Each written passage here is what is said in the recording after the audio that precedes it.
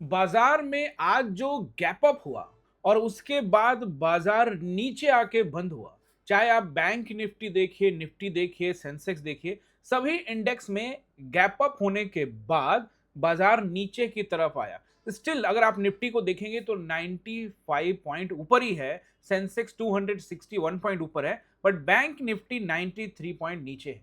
तो इसके क्या मायने हैं, क्या मतलब निकाल सकते हैं, खास करके मंडे को ध्यान में रखते हुए।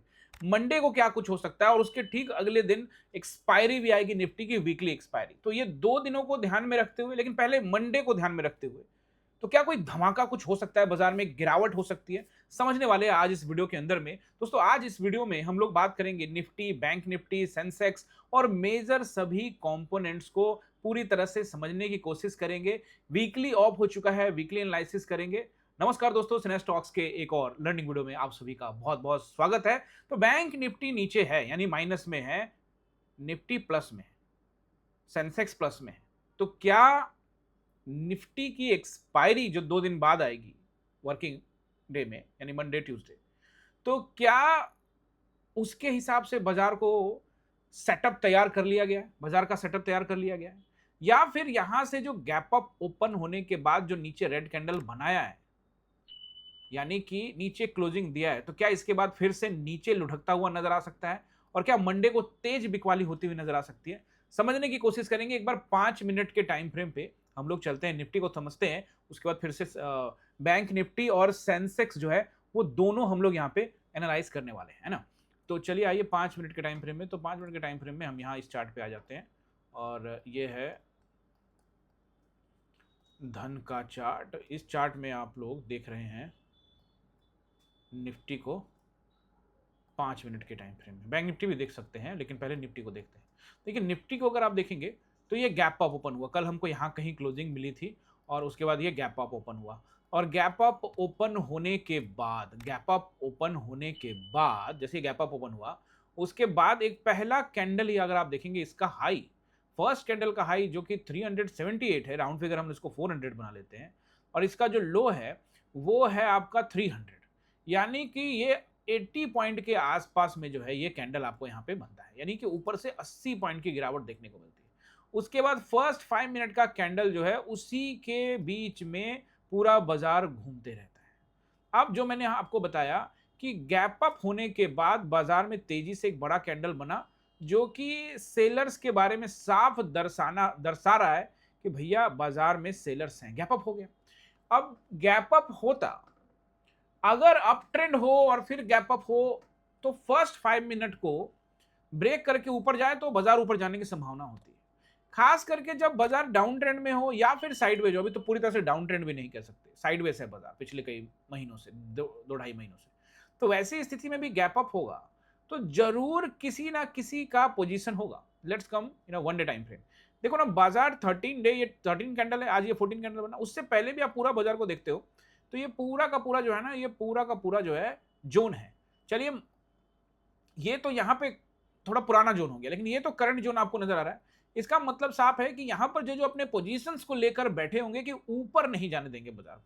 कल हमने इस विषय में आपको कहा भी था कि 360 से ऊपर मुझे दिखता नहीं है, अगर कुछ होता है, कोई न्यूज आता है तो फिर मैं आपको टेलीग्राम में बताऊंगा। उसकी नौबत आई नहीं कि 360 के ऊपर ये गया नहीं, मतलब थोड़ा ऊपर ओपन हो गया 378, बट उसी के आसपास, और फिर वहीं से नीचे लुढ़कता हुआ नजर आया, क्योंकि कहीं ना कहीं सेलर्स का पोजीशन। अब बात ये आती है कि जैसे कि मैं कह रहा हूं कि मंडे को एक धमाका हो सकता है, तो उसके पीछे का रीजन क्या है उसको तलाशेंगे। बावजूद मैं एक चीज आपको डिस्क्लेमर दे देता हूं, किसी भी मार्केट को लेकर ये प्रिडिक्ट कर लेना कि पहले ही कि बाजार कल नीचे ही जाएगा और हम बाजार खुलते के साथ नीचे कूद पड़ेंगे, नहीं, ये बिल्कुल गलत है। तो अगर आप वीडियो को समझते हो, देखते हो, तो सारी बातों को समझो कि जो मैं कहना चाहता हूं उसका क्या मतलब है। यहां धमाका हो सकता है, इसका मतलब ये नहीं है कि हम बाजार खुले और हम घुस गए, नहीं। हमको पहले समझना पड़ेगा कि बाजार का इंट्राडे में प्राइस एक्शन क्या है, वहां सेलर्स किस तरह से हैं, एग्रेसिव हैं या नहीं है, तब जाकर डिसीजन लेंगे। ऐसा नहीं कि पहले सोच लिए धमाका हो सकता है तो कूद जाएंगे, और यही लोग सुनते हैं और यही सुनने के लिए वीडियो में आते हैं कि मंडे को सर बोल रहे नीचे गिरेगा तो पहले घुस जाएंगे। तो फिर आप गैम्बलर थोड़ी हो। हम ये एक्सपेक्टेशन कैंडल और चार्ट देखकर लगाते हैं कि ये हो सकता है, अब होगा नहीं होगा ये किसी को नहीं पता। यानी कि हमको प्रिडिक्शन जो करना है वो ठीक है, जो कि आपको एनालाइज में मदद करेगा, लेकिन बाजार के हालात को, तत्कालिक हालात को, इंट्राडे के हालात को देखते हुए डिसीजन लेना चाहिए। ठीक है, अगर आप कोई डिसीजन लेते भी हैं तो उसमें आपको, मान लो कि आपके डिसीजन जो भी आपने लिया उसके विपरीत गया बाजार, आपके अगेंस्ट में गया, तो आप अपना स्टॉप लॉस लो, सिंपल सी बात है। और आपके फेवर में आया, वट एवर यू एनालाइज, आपके फेवर में आया, आपने जैसा एनालाइज किया वैसा ही हो रहा है, कोई दिक्कत नहीं है, फिर आप जाओ, लॉट मैनेज करने की जरूरत नहीं है, धमाकेदार जाओ। लेकिन कुछ भी आपको डाउट आए, लॉट मैनेज कर लो। तो गेम ऑप्शन बाइंग में सारा का सारा जो गेम है वो लॉट मैनेजमेंट का है। जो ये समझ गया उसको ऑप्शन बाइंग में कभी तकलीफ नहीं आएगी। आप 93% से 7% में कब आ जाएंगे आपको पता भी नहीं लगेगा। याद रखना इस बात को जो मैं आपको बता रहा हूं। Lot size means money management. Money ही के लिए तो आए हो, अब मनी को ही मैनेज करना नहीं सीख रहे हो। वीडियो में बने रहना और पूरा चैनल को सब्सक्राइब वगैरह कर लीजिएगा, ताकि अगर आप नए आए हैं तो आपको यहाँ पर सिखा देंगे जो भी चीज स्टॉक मार्केट में आप सीखना, जिस चीज की जरूरत है वो सीखने को मिलेगा। जिसकी जरूरत नहीं है वो बात नहीं करता है। आपको क्या चाहिए, ट्रंप ने ये बयान दिया, न्यूज में ये चल रहा है, फलना ने इसका ये कर दिया, वो नोटिफिकेशन आ गया। अरे वो तो नोटिफिकेशन आप ही लोग के लिए आता है, फलना इस न्यूज पर ये बोल रहे हैं, ये एंकर ये बोल रहा है, यहाँ से इधर जाएगा, वो शेयर इधर गिरेगा, वो इधर जाएगा, यूट्यूब पर इन्फ्लुएंसर ये बोल रहे हैं, वो बोल रहे हैं। भाई चार्ट क्या बोल रहे हैं, सामने में जो चीज वो देख नहीं रहे हो, समझ रहे हो ना। वो जो कहावत है ना कि बगल में छोड़ा और शहर में ढिंडोरा, चार्ट देखो, शहर में जाने की जरूरत नहीं है। ठीक है, तो आपको समझदारी दिखानी होगी। अब आइए मंडे को क्या कुछ हो सकता है उसके बारे में थोड़ा सा बताता हूं, फिर उसके बाद बैंक निफ्टी एनालाइज करेंगे, फिर वापस निफ्टी में आएंगे। देखो ये कैंडल देखता हूं मैं जब, तो ये तो जोन है, जोन के ऊपरी स्तर पर निकलने का प्रयास, विफल प्रयास, लेकिन नीचे। लेकिन ऐसा भी नहीं है कि ये पूरा नीचे आएगा तो एक ही दिन में तो आएगा नहीं, तो अगले दिन चांसेस बनते हैं कि जोन से जैसे ऊपर गया वैसे नीचे आया, फिर ऊपर गया, फिर 3 दिन नीचे आया और फिर आज ऊपर गया। थोड़ा एक्स्ट्रा ऊपर भी कभी कभी हो जाता है, तो ऐसी स्थिति में आपको नीचे आता हुआ नजर आ सकता है। तो अब ये एक ही दिन में आएगा कि एक दिन 2 दिन में आएगा, या फिर बाजार ने इस जोन को पकड़ लिया और अब यहां से ऊपर जाएगा। तो मैंने तो आपको हमेशा यही कहा कि मुझे तो कोई दिक्कत ही नहीं है, आपको भी दिक्कत नहीं होनी चाहिए कि अगर जो है मार्केट इस जोन को क्लियर करके ऊपर ट्रेड कर रहा है तो कल को फ्लैट खोल के ऊपर ले जाए। मैंने तो पहले भी कहा है कि अगर जोन के ऊपर में ब्रेकआउट देना है तो यहां पर आपको टाइम बिताना पड़ेगा, बिताओ 3-4 दिन टाइम, एंड 1 ब्रेकआउट फिर से चाहिए होगा, फिर उसके बाद चांसेस वेरी हाई कि अप ट्रेंड हो सकता है, हो सकता है, होगा नहीं होगा अपने को नहीं पता। ठीक है ना, तो ये जो चीजें जिसको आप समझोगे तो समझ में आएगा। मतलब आपको चार्ट देखकर ये अनुमान लगाना है कि हो सकता है, अब होगा क्या वो तो अपने को कल पता लगेगा, मतलब मंडे को ट्रेडिंग सेशन में पता लगेगा ना, अभी कैसे पता लगेगा, हम अनुमान लगा रहे हैं। तो इस वजह से जोन को ध्यान में रखते हुए मैंने कहा। चलिए तो पहले हम लोग बैंक निफ्टी एनालाइज करते हैं और फिर सेंसेक्स एनालाइज करेंगे, फिर वीकली एनालाइज करेंगे। तो बैंक निफ्टी को देखकर, तो बैंक निफ्टी अगर ये मैं डब्लू पैटर्न देखता हूं तो मुझे बुलिश नजर आता है। डब्लू पैटर्न के हिसाब से तो ये है, जब तक इस नेक के ऊपर में है तब तक तो हिम्मत बायर्स दिखा सकते हैं। अब वो अलग बात है कि बायर्स यहाँ पे आप देख लो, यहाँ भी तक 13-14 दिन से यहीं पे घूम रही है, तो इसके ऊपर में सस्टेन करने की जहां तक बात है ओके है, बट ब्रेकआउट नहीं हो पा रहा।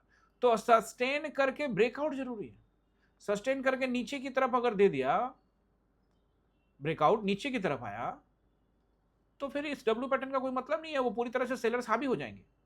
और चार्ट देखकर कहीं ना कहीं ऐसा फीलिंग भी मुझे आ रहा है कि ऐसा हो सकता है, बावजूद फीलिंग के पर नहीं चलेंगे। हाँ, फीलिंग के हिसाब से अगर बाजार चला तो फिर हमारी फीलिंग को हवा लगेगा, मैंने कहा भाई जो सोचा वो चल रहा है, फिर चलो कूदते हैं, और जो सोचा वो नहीं हो रहा है तो फिर दिक्कत है।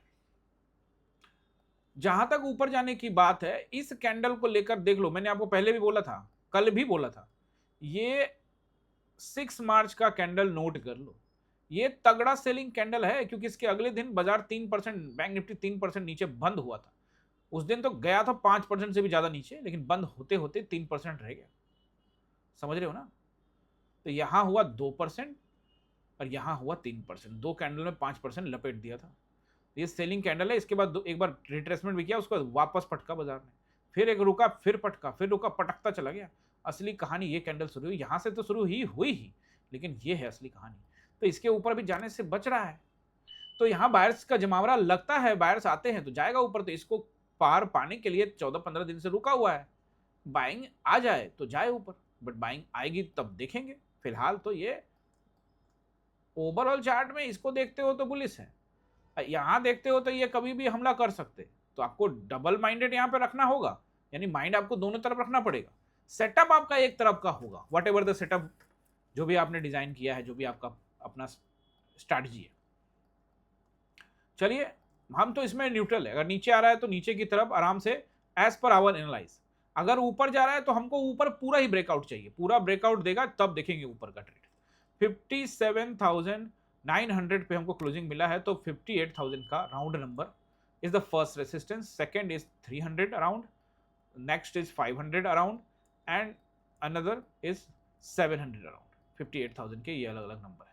वैसे आज का जो हाई है that is 50,300, this is also a great resistance, इसको भी निकालने में परेशानी बाजार को हो सकती है, इसकी तो नौबत शायद ना आए। हालांकि 2 दिनों का वक्त है, कोई न्यूज आ जाए तो फिर गैप अप हो जाए तो फिर तो कुछ कह नहीं सकते। सपोर्ट नंबर 1 700, 57,700, यानी कि 57,700, नेक्स्ट वन 57,500 के अराउंड। जब भी मैं एक नंबर देता हूं दोस्तों तो बहुत लगता है 700 से गिरेगा क्या, नहीं भैया, कोई भी एक नंबर नहीं होता, ऑलवेट अ जोन, ऑलवेट कुछ पॉइंट के जोन होते हैं, समझ रहे हो, यानी कि 50-60 पॉइंट का बैंक निफ्टी के अंदर में 70 से 80 पॉइंट का 100 पॉइंट का भी जोन हो सकता है। समझ में आ गया। 57,700, 500, 300 एंड 57,000 की भी टेस्टिंग हो सकती है प्रेशर के साथ। ओके, तो ये रहेगा आपका बैंक निफ्टी का support and resistance. Let's check the Sensex. Sensex को अगर आप देखेंगे तो कैंडल इज सेम जो कि निफ्टी में बना है, तो इसको एनालाइज किया, निफ्टी को एनालाइज किया, एक है, कोई दिक्कत नहीं, सेम टू सेम चलता है। अभी आपको ध्यान रखना है इसके अंदर में पहला जो रेसिस्टेंस होगा वो रहेगा कायदे से 78,000 का, इसके ऊपर जाता है 78,300 के आसपास का एरिया रहेगा, फिर 78,500 के आसपास का एरिया रहेगा। तो फिलहाल ये रहेंगे, और आज का हाई भी देखोगे आप तो आज का जो हाई लगा वो 78,175, 157, तो ज्यादा दूर गया नहीं, तो these are the resistance area, until कोई न्यूज ना आए तब तक ये नहीं तोड़ता हुआ नजर आएगा। सेंसेक्स में नीचे की तरफ देखते हैं तो 77,500 के आसपास का एरिया, फिर 300 के आसपास का एरिया, और फिर बहुत ज्यादा बिकवाली के केस में 77,000 का राउंड नंबर। क्या इसको भी लपेट लेगा? अभी फिलहाल तो मुश्किल लगता है, अदरवाइज कुछ हुआ तो definitely I will update you on Telegram. So this is Sensex, और अब हम यहाँ पर HDFC को देखते हैं। तो देखिए HDFC को कल मैंने कहा था कि still I am a neutral, but the chances are very high कि ये नीचे की तरफ एक बार जरूर देखेगा, बट फिलहाल तो अभी यहीं पर है, ना नीचे ना ऊपर, बीच में मंडरा रहा है। Still we are neutral, we are neutral in HDFC and definitely as well as in ICICI। देखिए दोस्तों, ICICI के अंदर में देखोगे आप तो आप यहाँ निचले स्तरों से अगर आप देखते हो तो यहाँ से अगर आप पूरा देख लेते हो विक, तो ये 16% प्लस का यहाँ पर जो है आपको रिवॉर्ड दे रहा है, यानी इस रैली यहाँ से 16% के आसपास में हो चुकी है। मतलब ये डब्ल्यू पैटर्न भी ब्रेक करके ऊपर सस्टेन किया है आज, तो हो सकता है कि यहाँ पर बायर्स इंटरेस्टेड हो और ICICI चले, लेकिन अभी पुआ मत पकाना, अभी यहाँ पर सस्टेन करना बहुत जरूरी है। ऐसे रफू चक्कर होता रहेगा तो वापस नीचे आना पड़ेगा, सस्टेन करना बहुत ज्यादा जरूरी है, और इस बॉक्स को भूलना मत। यहाँ पर बहुत दिन बाजार रहा है ICICI, इसको ब्रेक करने में तत्कालिक रूप से सक्षम नहीं हुआ, इसको ब्रेक करके फिर से ऊपर टाइम बिताता है तो एक नई ऊंचाई आएगी। ओके, क्लियर है। रिलायंस के बारे में अगर आप देखते हो तो रिलायंस मुझे दबाव में नजर आता है, जब तक कि 1360 एंड 1400 को ऊपर में जाके क्लोजिंग ना दे, still in a pressure. Axis bank को आप देखेंगे तो एक्सिस बैंक एक बार फिर से कल रेड कैंडल और फिर आज एक मजबूती के साथ 1.5% का रेड कैंडल, तो स्टिल मैं यहाँ पर कुछ निगेटिव नहीं हूँ, कुछ पॉजिटिव नहीं हूँ, बस मैं इतना देख रहा हूँ कि ये काफी दिन से इस जोन में है, तो अगर ये जोन के कुछ निचले हिस्से में आता है तो बाइंग अपॉर्चुनिटी लॉन्ग टर्म के लिए अच्छा देखने को मिल सकता है। और स्टेट बैंक ऑफ इंडिया को कहेंगे तो स्टेट बैंक ऑफ इंडिया एक ट्रेंड लाइन जा रहा था उसके ऊपर ट्रेड तो कर रहा है, बट स्टिल ब्रेकआउट नहीं है, नीड अ ब्रेकआउट की अगला रेसिस्टेंस की टेस्टिंग करें, अभी फिलहाल नजर नहीं आता है।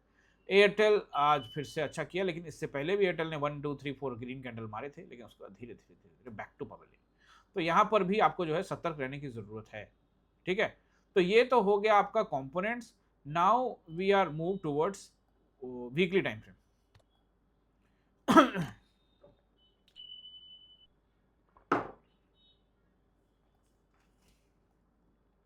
वीकली टाइम फ्रेम को अगर आप देखते हैं निफ्टी में, तो आप देख ही लो आपको क्या देखना है। 3 green candle back to back बनाया है। अब जब जैसे ही इसको आप देखते हो वीकली टाइम फ्रेम में, तो स्ट्रॉन्ग नजर आता है। ऐसा लगता है कि जैसे इस जोन के जो ये जोन बना हुआ है इसको ब्रेक करके ऊपर जाएगा, तो करो ब्रेक, कौन मना करता है। मैंने आपको कहा था कि ये जो वन डे टाइम फ्रेम में जो कैंडल, जो कि वीकली टाइम फ्रेम में आप देख लीजिए, 2 मार्च से लेकर ये जो 6 मार्च तक बना था, इस कैंडल में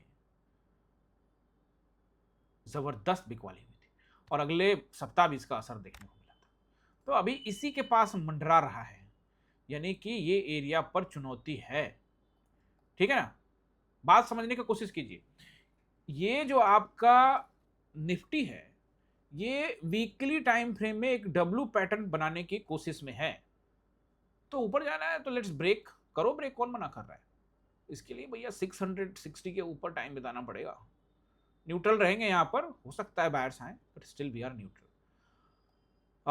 सेंसेक्स भी सेम है। और बैंक निफ्टी को देखते हैं तो बैंक निफ्टी भी अभी यहाँ पर doji spinning top and still आज भी लगभग उसी तरह का कैंडल कि भैया ब्रेक हो गया, मतलब ब्रेक लेते हैं यहाँ से नीचे आएंगे। दोनों तरफ के दरवाजे बैंक निफ्टी ने खोल के रखे हुए हैं।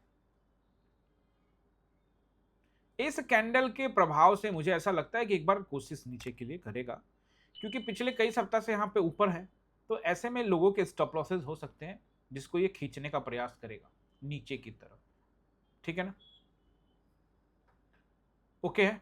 अब हम लोग आ जाते हैं वन डे टाइम फ्रेम में, और निफ्टी का सपोर्ट एंड रेसिस्टेंस मैं आपको बताऊं उससे पहले 5 मिनट के टाइम फ्रेम में आपको मेरा पोजीशन जानना है। तो दोस्तों, मेरा पोजीशन आप जानना चाहते हो तो कई काम आपको करने पड़ेंगे, वो आप पहले निपटा लीजिए। सबसे पहले इस वीडियो के ऊपर में हर हालात में 300 से ज्यादा लाइक जरूर दीजिए, 100 से ज्यादा कमेंट जरूर कीजिए। ठीक है दोस्तों, इतना टास्क आपको अपनी तरफ से कंट्रीब्यूशन के रूप में जरूर करना चाहिए, ताकि जो हमारा सपना है हर घर ट्रेडर हर घर इन्वेस्टर का, वो पूरा हो सके। अब आ जाइए मेरे पोजीशंस को समझ लीजिए। ओनली 1 ट्रेड इन निफ्टी और 1 ट्रेड बैंक निफ्टी। अब देखिए कैसे ट्रेड लिया, कहां ट्रेड लिया, क्लियर है, ये वाला यहाँ पे एग्जैक्टली यहीं पर ट्रेड लिया। यहाँ फर्स्ट कैंडल में मैं लेता नहीं, तो मैं तो यहीं पे लेने वाला था, क्योंकि 360 के पास था, मैंने कहा जाना ही है, जो होगा देखेंगे। पर ठीक है, हम यहां गए। हो सकता है कि थोड़ा पहले चले गए होंगे, लेट्स चेक करते हैं। मुझे लगता है कि ग्रीन कैंडल का वेट किया था मैंने और फिर उसके बाद गए होंगे। चेक कर लेते हैं, टाइम भूल गया मैं। आज का क्या है हमारा एंट्री, हाँ 9:41 में निफ्टी में, और 9:43 में 941 एंड 943 के बीच में हमने जो है, यानी 940 वाले कैंडल पर हमारी बैंक निफ्टी और निफ्टी में एंट्री हो जाती है।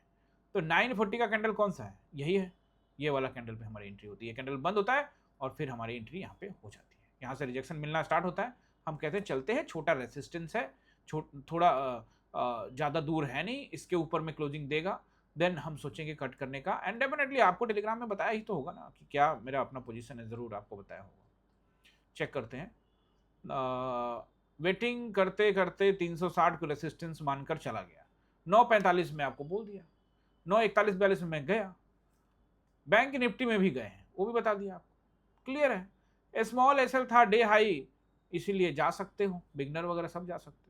मेरा एसएल 427-460 के ऊपर होगा, 427-460 तो दिल्ली दूर है। मैंने कहा दिल्ली दूर है तो कोई दिक्कत नहीं है, लॉस को दिल्ली दूर ही रखना होता है। बात समझ रहे हो ना, नजदीक तो प्रॉफिट को रखता हूं ना। आप बिगिनर को एक्स्ट्रा दिमाग नहीं लगाना है कि सर ने 460 रखा तो मैं भी रखूंगा, आपको अपने कैपिटल के हिसाब से रखना है। ऑप्शन बाइंग को बहुत बारीक तरीके से समझना पड़ता है। कई बार इसके अंदर में लोग डर डर के एसएल देते हैं और एसएल देकर वो बर्दाश्त नहीं होता, फिर ट्रेड करते हैं। तो वही एसएल, थोड़ा वेट कर लो भाई। एसएल देने के बाद 5 मिनट भी वेट नहीं करके दूसरे ट्रेड लेने वालों, उसी ट्रेड के अंदर में जो नुकसान हो रहा है उसको थोड़ा और वेट कर लो।